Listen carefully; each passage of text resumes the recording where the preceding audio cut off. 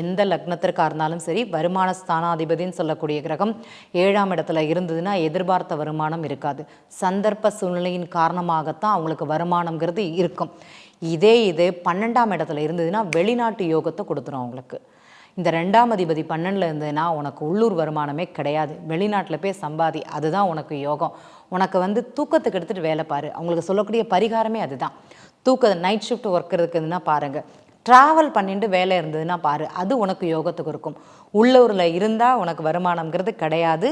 நீ என்ன பண்ணுவ, சேர்த்து வச்ச பணத்தை எடுத்து கொடுத்துட்டே இருப்ப, நீ செலவு பண்ணிட்டு இருப்ப.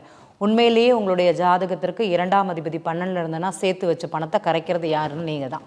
எந்த மாற்றமும் கிடையாது. அது உங்களுடைய லக்னம் தெரிஞ்சிருக்கணும், 2ஆம் பாவக அதிபதி தெரிஞ்சிருக்கணும். 12ஆம் இடத்துல இருந்தார்னா பணத்தை கரைக்கிறது, குடும்பத்துக்காக, படிப்புக்காக எது காட்டி செலவு பண்ணிகிட்டே இருப்பீங்க.